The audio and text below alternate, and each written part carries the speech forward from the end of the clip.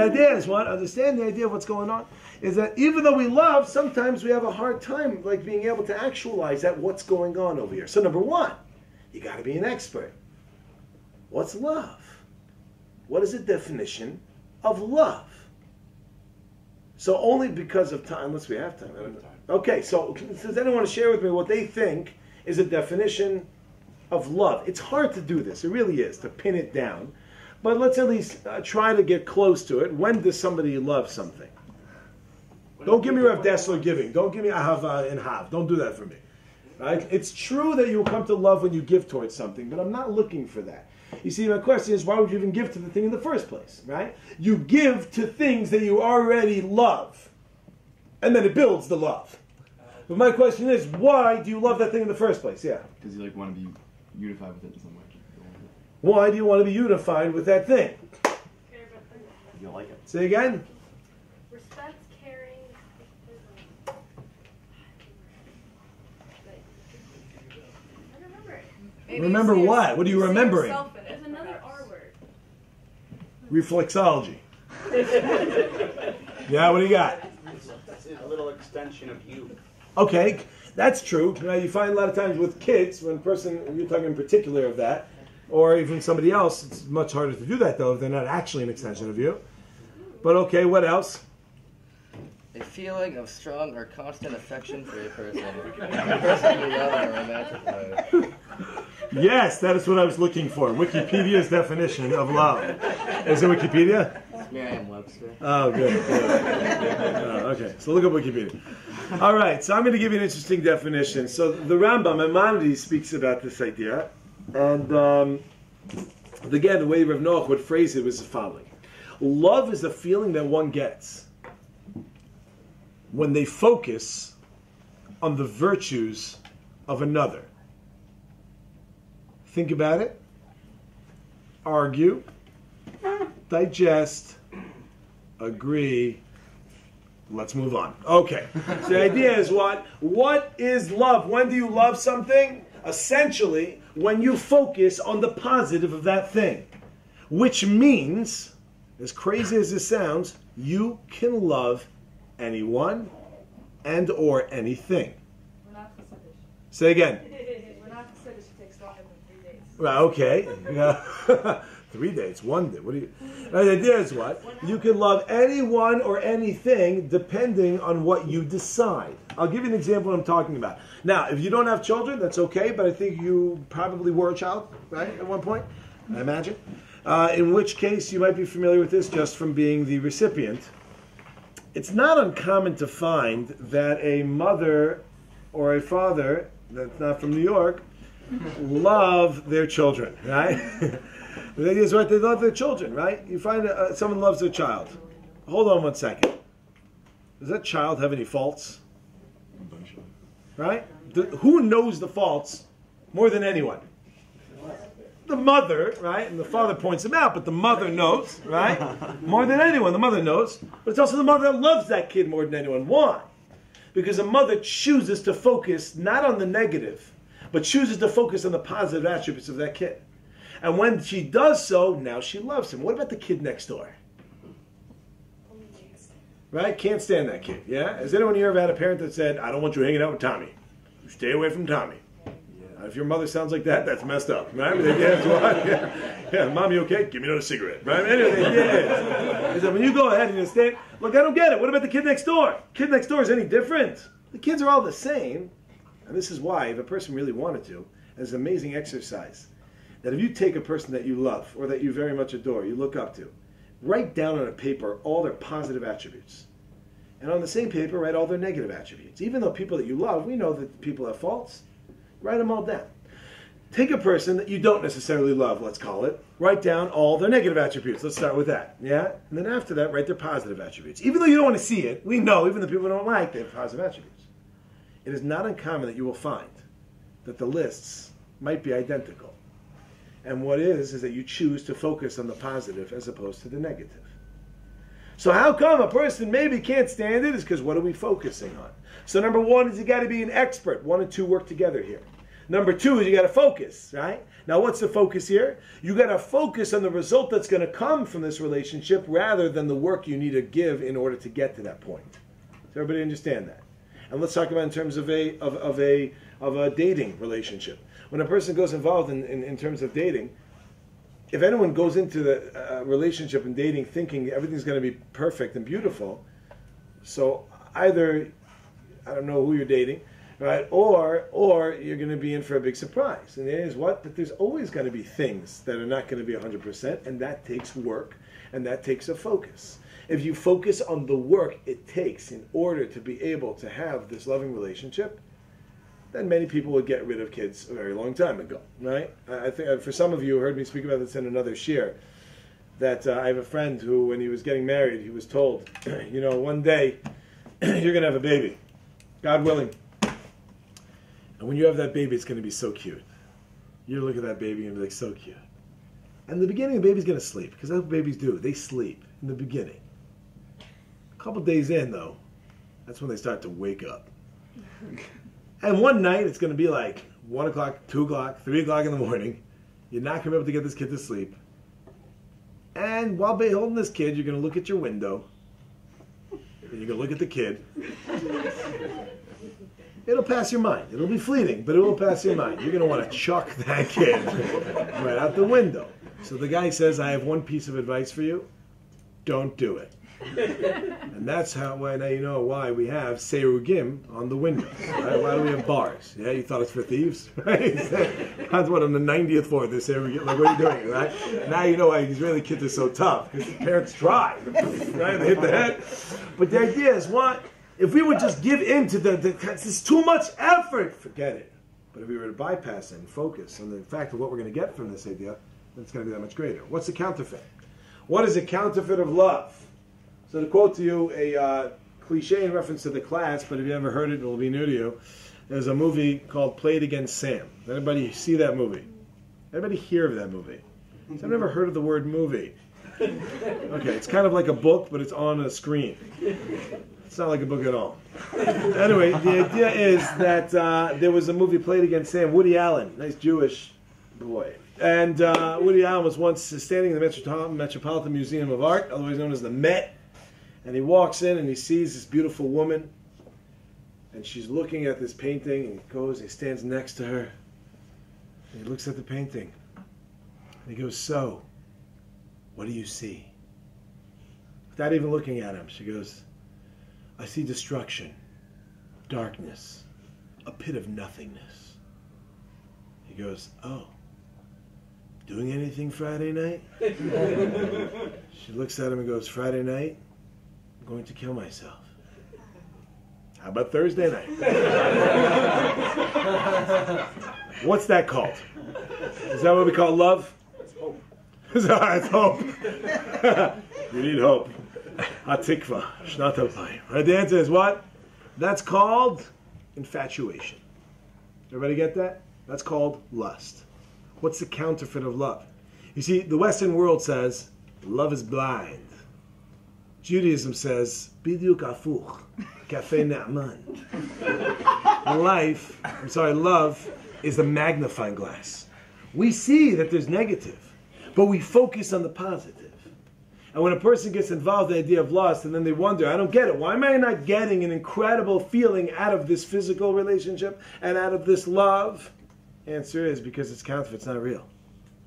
Now the good news is, we already know what to do, right? We already do stuff. We're already involved in physical things. We've all experienced some sort of love. Now all we got to do is tweak it a little bit. Tweak our focus, tweak our perceptions of what everything is about, understand what it means to be an expert, and everything changes. Number 3. What is a greater level than physical pleasure? What is a greater level than love? Now, I want to point out, for those who are thinking or haven't thought yet but might think afterwards, what do you mean? There are people in the world that are willing to give up. They give up physical pleasure, i.e. all the money in the world, for their kids. It's true. But there are also people that are willing to take the money and get rid of their kids. And it happens. Right? It happens. Unfortunately, you have certain places in the world, either of people who can't afford to even live, and they'll give over a kid, they have a lot of kids or whatever, in order to have some money to make the month even, right? It happens. And I'm not saying it doesn't happen. That's not the question. It happens. However, everyone intuitively knows that they made the wrong decision. And they may make the wrong decision again. But they know that it is greater to have the child than to have the money. But we make decisions based off the moment sometimes, and even though we understand that they're wrong decisions, we do it. Number 3, what's a greater pleasure than even love? Say? Mental? Mental. Good. Now, as mentioned before, and we're going to use it, understand, obviously, we're using our mental for all of this stuff, right? We're using our brains, we're thinking, right? That's true. But the idea goes like this. Let's take an example of, let's say somebody says to you, there are 1,000 babies in a room. This is a button which will detonate a bomb that will kill them. Either push the button or I will kill you. If you push it, you're off the hook. If you don't, you die. Please do not answer this if you're going to answer wrong. What would you do? Luckily. Luckily, you can express it. Halachically, but who's that? Who? According to who? What are the 3 things you die for? One of them isn't it? Ah, you're in Kuflin Zayin, you're a Dea. Very good. But I'm assuming you didn't learn Nosei Kalim. Is that correct? Right. So maybe we'll have a shir on that in particular. Happens to be not so clear. Yeah? The idea of Shvichas Dam, Gilurais, and Avodah Zarah, although you are right, generally, there are many details to that. And the Gemara in Sanhedrin talks about when you're dealing with a numbers game, and now that changes things. But putting aside the Chas v'Shalom, but putting aside Allah, Chas v'Shalom, but let's say, let me ask you, what would you do? My name is John Quinones, and I work for ABC News. What would you do? Would you push the button? I'm hoping, let me answer for you, you wouldn't push the button. Now, hold on one second. You just gave up all physical pleasure. You just gave up all love. What's this? This is what we call meaning. Purpose, meaning, doing the right thing. Doing the right thing is a lot greater. And by the way, these things can come together. It doesn't have to be always ultimatums. But my point is, if we want to try to find an understanding of what's greater, then we have to look at the extreme examples. So the idea is what? Being a good person, doing the right thing, is greater than all the physical pleasure and all the love in the world. Now, could it be people will sell themselves short? Sure. But that's not what we're talking about. What would we do? Necessarily even made mistakes. We're talking about what's primary and understanding of what's more correct and what you're going to get more out of. Okay, but now comes the classic questions. And perhaps what we're even doing here tonight to discuss the idea of happiness, idea of chesed, the idea of giving, the idea of growing, what this whole thing is about. Doing good, being good. How do we do this? Now, you got to look at 3 things. How come there are people out there that are trying to live a life, we'll say, of meaning, but they're not necessarily getting that incredible, unbelievable feeling and that pleasure? Let's look at the 3 things. Number 1, you got to be an expert. What is the right thing? How many of us have clarity when we're making decisions in our life of what is actually the right thing? Let me ask it differently. Has anyone here ever had a lack of clarity on which way they should be going in a certain area of life? Yeah? Okay, one of you. Now, of the one of you, maybe you could be our spokeswoman, right? You understand, right? We've had times like that. What's that like? That's unsettling. It's very difficult. And even when we make a decision, if we don't really believe it's the right thing, so what do you expect you're going to get out of it? How do you think it's going to feel? Let's say we go to shul in the morning, but we don't really understand that it's the right thing to do, perhaps. So yeah, we're not going to get something out of it. If we don't fully appreciate and understand what we're doing and that it's the right thing to do, so we're not going to get it. Incidentally, if we were talking directly about happiness, I saw a beautiful definition. Rabbi Dr. Akiva Tatz in his book, The Thinking Jewish Teenager's Guide to Life, which is an oxymoron. So they changed it to life, I think. And that is what? Now, what is the definition of happiness in its own right? Happiness is the feeling that one gets when they're doing what they're supposed to be doing. In other words, when you are in line, when it is aligned what you do and what you are supposed to be doing, when everything lines up. Convinced you did the right thing. Good. Not only convinced, but also it actually is. Because if you're not convinced it's the right thing to do, so you're right, you're not going to get pleasure, even if you're doing the right thing. But when you understand it's the right thing and you actually live with that idea, nothing like it in the world. Going to Shachar 6 o'clock in the morning, If you would understand that's the right thing to do, and you'd appreciate what it's about, you'd be dancing to Shabbos. It might be the crust of her eyes in the morning, but it would be some sort of dance, yeah? Ideas would be an amazing thing. So what is it? It's not the idea. You have to understand, what is it? Number one, be an expert. Number two, focus. Do you focus on the effort it takes to do the right thing? Or do you focus on what you will get by doing it? There's many examples of this. I just happened to have seen one on Yahoo's front page a bunch of years ago, where there was a fellow who found in his attic $40,000 in $100 bills. Now, everything was like, it was very strange. He had bought the house from somebody, from someone that their father owned the house, and the father died, and the son was selling the house. And if anybody remembers, recently, there was a fellow by the name of Zuroff, I think his name was. The Rav in Connecticut. Yeah, the one who found $90,000 in the desk drawer. Now, that's a pretty wild story, and I don't want to downplay that. What's the difference between these two stories? That woman perhaps would have realized at some point, and then maybe come back for it. This guy was dead. No one is coming back for this money. The kids don't even know it exists. No one will ever know this money existed.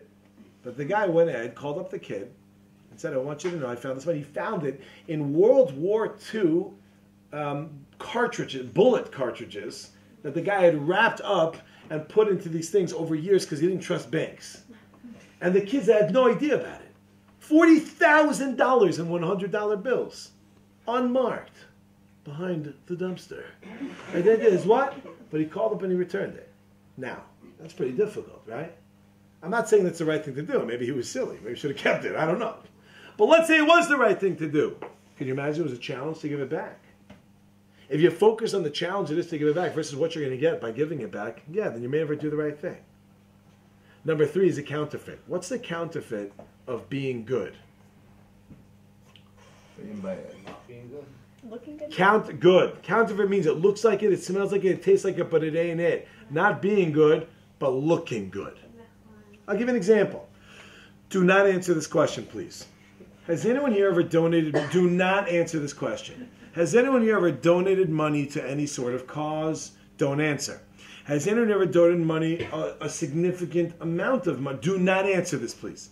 A significant amount of money towards a particular cause. Perhaps an organization that you're at tonight. Now, if you haven't, you should. Let's move along. Now so what am I going to say? What am I talking about?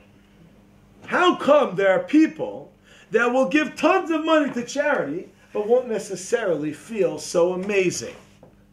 You need to ask yourself, why did you do it? Did you do it to help the organization, or did you do it because you're going to get a plaque on the wall? I once was giving a class in Esha Torah, and there was 3 people came that day. It was a young couple of 75, and there was a guy about 85. I think I was 14 at the time. And I basically said the class was like about life. I'm like, let me tell you why you lived your life wrong. All right? Here we go. Yeah? But before I started, the guy goes to me, hey kid, where you from? This is before I started. I walk in the room, where you from? So I said where I'm from. He goes, you know this building? He quotes like a building. I said, yeah, I know that building. He goes, I donated that. I was like, wow, that's nice. Yeah, I know that. Sure. He goes, how about this one? You know this building? He says another one. I'm like, yeah, I know it. He goes, I donated that one too. He goes, you know this one? He says another one. I'm like, let me guess. Did you donate that? He's like, no, my brother. But I donated part of it, right? Now, as the class went on, I got up to a point which is similar to this, and I was saying, when you give charity, do you do it for a plaque? And then I realized who I was talking to. And I was like, not that that's bad. That's wonderful. Because you can inspire others to give. I'm going to leave now. Goodbye. Right? The idea is what? Why do we do what we do? Do we do it because it's the right thing? Or do we do it because we want to look good? Are we doing it because we're going to grow as individuals? Or are we doing it because other people will think we're great? We're going to get a pat in the back. When others are looking, we're in. When they're not as much. Number one, you got to know what is good. Number two, you got to look at the effort. What are you focusing? And number three, not just looking good, but actually being good. Okay, number two. What's number two? Now, number two is a bit tricky. It's not that it's necessarily I'd give up number 3 for number 2. But I like to look at it more as an extension. It's not the same thing. It is called creativity. Creativity means where a person is willing to go ahead, whereas being good is very nice.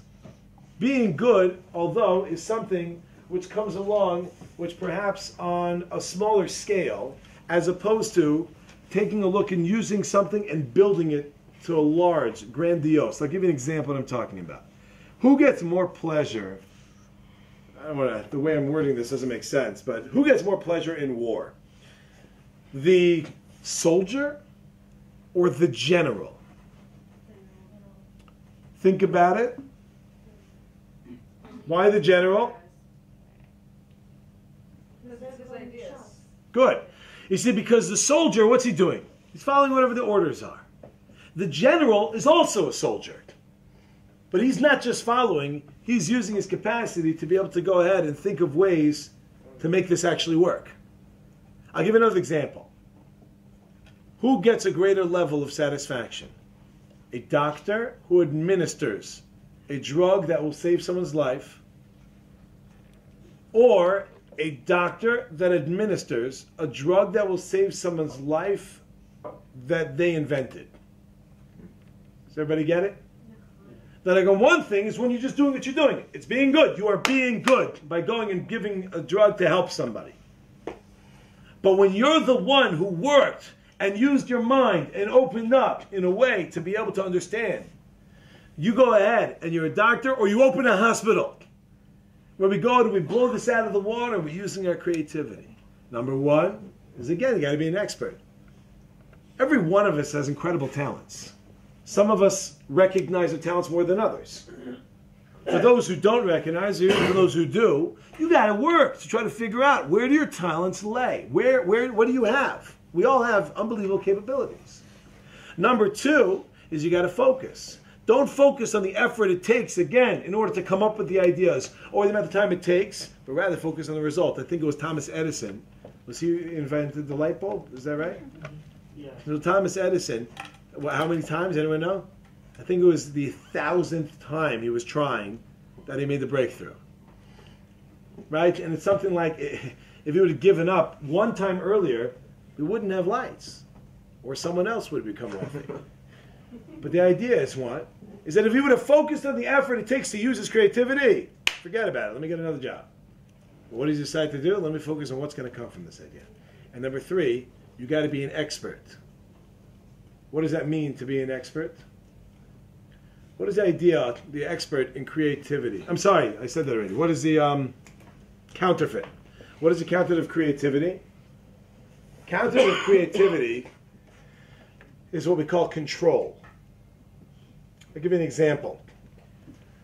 Hitler, he was a creative guy, right? You got to be pretty creative to go ahead and be able to accomplish, if you can call it that, what he did. Is that right? Certainly was someone who was somewhat creative. But there's a difference between creativity and domination. Creativity, say again? He's an art major. Was it? But he wanted to do it. Okay, so the idea is what? He was a creative mind, so to speak, yeah? So the idea is, what did he do? He was a control, it was a dictatorship. It's I'm the ruler, a Stalin, a Castro. An idea where a person goes and says, I'm in charge, I run the show. Now, it could be that you get something out of that. When you have control over something, sometimes we feel good that we have control. But sometimes we feel miserable when we have control. Well, it's the idea of just, I'm in control, I run it, I'm the one. What kind of pleasure does a person get out of that? Versus someone who uses his creativity in order to have, so to speak, control. And I'll give you an example. Let's say you want to get a kid to go to bed. So you put your kid to sleep, and they get up. Put them to sleep again. You know where this is going? They get up again. Sleep, up, sleep, up, sleep, up, sleep, up. So you get some chains, you tie them down, you lock the door, you call it a night. Don't you feel great? You accomplished your goal. The goal is to get them to bed. Another way were to be, you read them a book. Again, and then again, And then you fall asleep and they leave the room. You've accomplished the goal that you finally get to rest. Or you don't fall asleep, but you keep it. You try little voices and stories and whatever. And finally they fall asleep. How do you feel the second time, besides unbelievably tired? You feel great. You accomplished the goal of getting them to bed, but it was through creativity and not control. So just because we're getting physical pleasure, and just because we have love, and just because we're involved in somewhat of meaning or doing good, and just because we're using creativity, doesn't mean we're getting anything out of it, because we might be living in the counterfeits.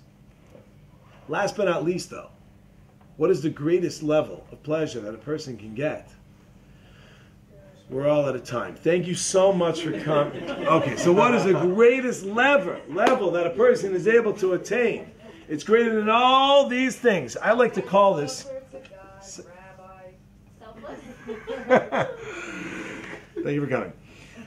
So, what is the greatest level a person can get? What is the greatest level a person is able to get? Selfless. Spiritual. So it goes like this. I like to call this, I call this a wow moment. A wow moment is when a person experiences something that, sure, it manifests itself in a physical nature because we're human and everything's going to manifest itself physically, but it's otherworldly. It's not physical. I'll give an example of what I'm talking about. My wow moment is I once went hiking in order to go rappelling. Rappelling, you don't know what that is? Abseiling, snappling. All right, for those unfamiliar, it's when you jump off a mountain backwards with a rope. It doesn't sound normal, you're right. I didn't know what I was getting myself into, right? But the first part was good, right? That's when we were climbing up. And when we get to the top of this mountain, it wasn't really the top because we were too lazy to go that high, but when we were halfway up, I was looking out over, it was around the Dead Sea. I'm sure many of you have been there and perhaps done this route. And when you look over it, to me, it's just like, wow. This is the real, not just what a New Yorker says, awesome, right? But it was really awesome. It was awe-inspiring. It was just breathtaking, not too much because you want to breathe, but it was like this experience that you can't really put into words. Has anyone here ever had a wow moment in their life? Wow moments in our life. What are these moments? What are these things? Whether it's you listen to a piece of music. I once listened to a piece of music which also brought me to another plane. It was just, I'm a musician, so maybe perhaps that's why it touched me also, but it literally took me at, I was so touched by this. It was an Ozzy Osbourne song. but I kid you not, but it was beautiful. Right? If anyone wants to check it out, it's called Old L.A. Tonight. It was really beautiful. Nice piece in the beginning. F, C, G, A minor, standard, pero. It was just nice. Ring, very ring. It's the start, and it goes bing. I was just I remember when it was. I was in high school, and I was just like, and then turned into the Crazy Train. But before that, when I heard it, I was literally brought to that place. A nice piece of art. You see a sunrise, a sunset, right? You experiencing a baby, whatever. These are things which are above. When you look around the world, there are certain things that are just above and beyond. When you look around and you appreciate art, what that means is you're appreciating the artist. Why do people want to go to book signings? Why do people want to meet? Why do people want to meet their favorite musician or whatever? Why?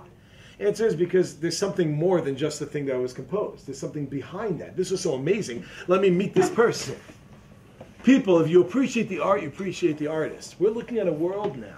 What is this idea, this wow moment? This wow moment essentially is when a person is connecting above and beyond this world. It's called transcendental, transcendence.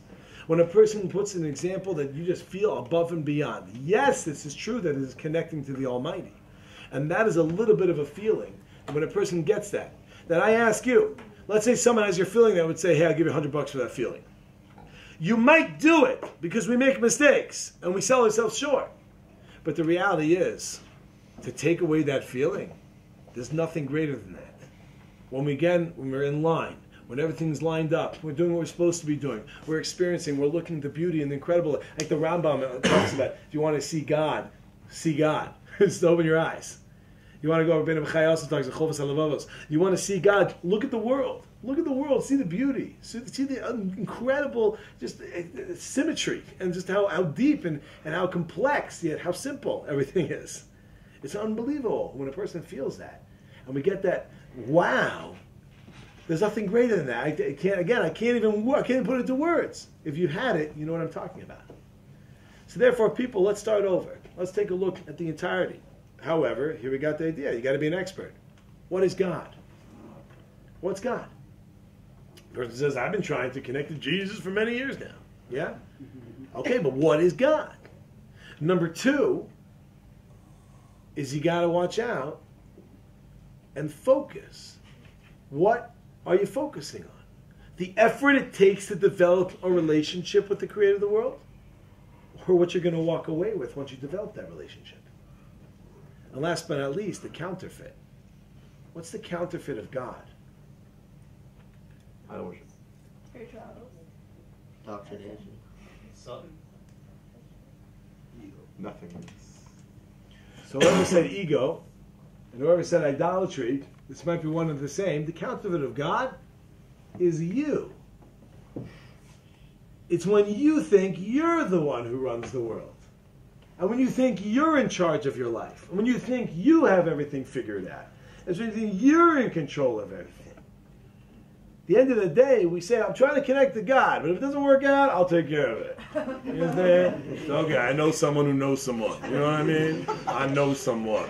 Lives in Jersey. Yeah? People, where are we putting our hope in? Are we putting our hope in ourselves? Or are we taking a look and saying maybe that there's something greater than us? Okay, so let's do a quick recap, quick rundown of everything that we did.